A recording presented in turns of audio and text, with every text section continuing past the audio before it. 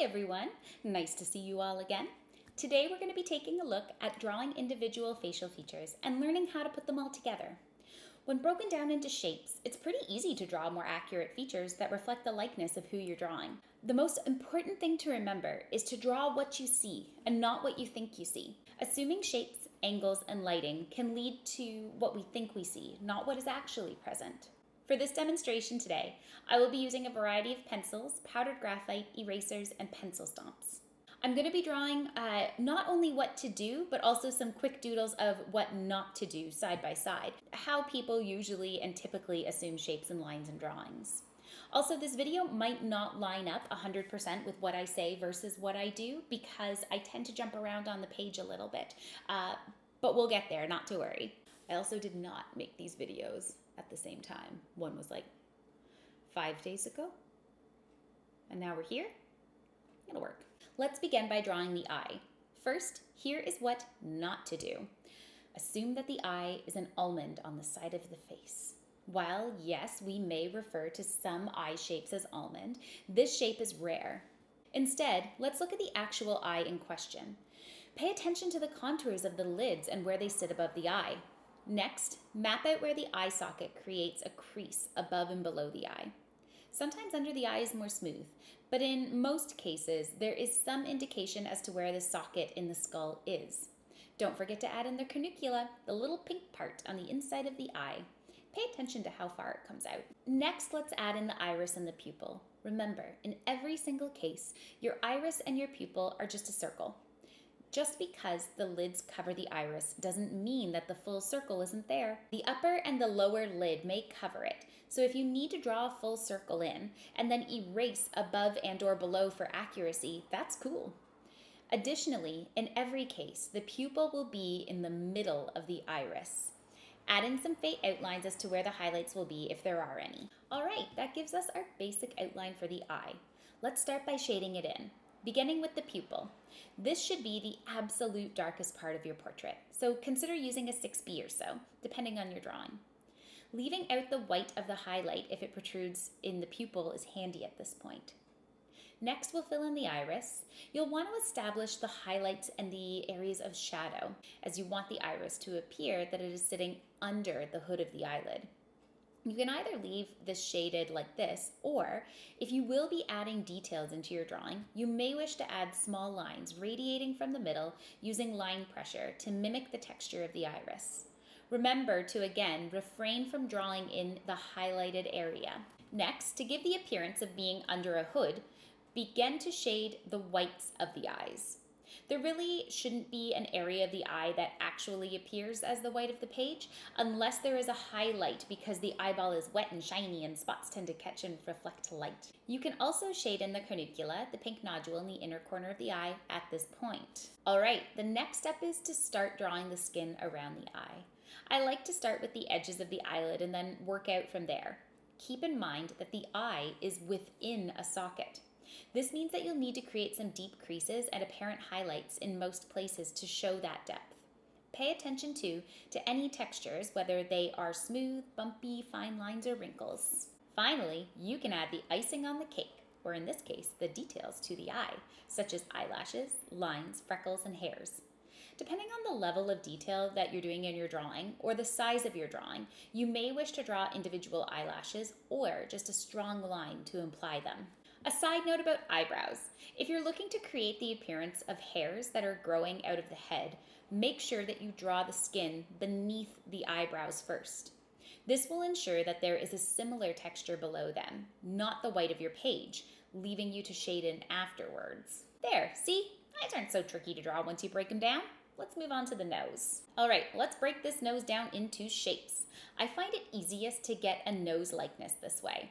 I like to start with an approximation of the ball of the nose, the round part that comes forward the most. You can always go back and adjust after. Then, I add on some crescent shapes for the nostrils and block out the shadow shapes that form on the bridge of the nose and the shadows that the nostrils cast. Before we move on, let's look at the big ol' what not to do. Look at my nose. Do you see any lines on the bridge of it? No? Me neither. Well, at least I didn't the last time I checked. So we're not going to draw any lines to show the bridge of the nose. Instead, we're going to build the bridge of the nose using shadows and highlights alone. Okay, let's get back into it. Now, let's give this nose a little bit of likeness. Establish the shape of the nose by contouring and adding in the shapes created by the nostril openings. Now, let's start adding in the shadows and highlights. The darkest spots, most likely, will be under the nostrils, but think about the value scale and adjust accordingly. Add in the midtones and details to finish the nose. When finished, ensure that you go back and look at the values, evaluating and adjusting as need be. Okay, as we travel down the face, let's look at how we draw the mouth. I like to start with a line in the middle where the lips meet. I find that it's easiest for measuring out where the mouth sits on the face. It creates an anchor for the top and bottom lips if the lips are closed, or it's a good place to know where to start the teeth if they are not closed. From this point, you can add the contour of the top and bottom lips. Pay attention to where they meet in terms of the corners of the mouth, or if they even meet at all, as sometimes it is merely an implied line. I next like to add in any major characteristic creases in the lips. Next, let's look at the neighboring details, like where the chin crease is, the ridges that appear under the nose, and any shadows in the corners of the mouth. Okay, teeth. What not to do. Chiclet teeth. Do you remember chiclet gum? That's not what we want. A bunch of uniform drawn rectangles as stand-ins for teeth. Instead, let's look at them for the shapes that they are. Gum line, chiclets. I start from the middle and work my way across as far as I can see them. Then, I go in and draw the bottom of the teeth, only really drawing the sides if it's important to the direction of the tooth. I do this lightly too, as I don't want to have a hard outline. From there, I first shade in all the darks accordingly around the teeth, following up with the gums. Remember, there is a shadow under the lip onto the gums that you will have to include. Then, the teeth. Teeth are rarely super white. Instead, in this case, they are almost mostly shaded in, and the highlight exists where the saliva leaves a shine. Softly, you can also add in shading to separate the teeth, defining where necessary. Next, let's establish the shadow and highlighted areas. For the most part, the line between the lips will, intermittently, be the darkest point, and there will most likely be a highlight at the highest point of the lips. Then you can begin building up the tones in and around the lips, and finish off by adding in the remaining details, like lines in the lips, freckles, textures, etc. Okay, let's get into everyone's favorite feature to draw. Jokes, no, not really. I think it's everyone's least favorite thing to draw. Let's draw an ear. Begin by establishing and blocking in the basic shape of the ear. Pay close attention to the angle the ear sits on.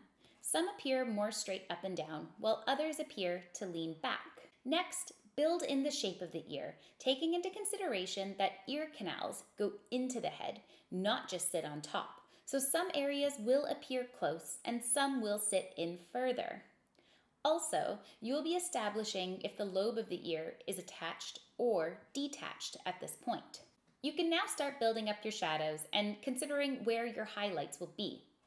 Add in the darkest areas and be sure to keep the form in mind. Fill in the midtones in your ear and remember to leave those nice highlights and to add in that nice dark shadow around and or behind the ear.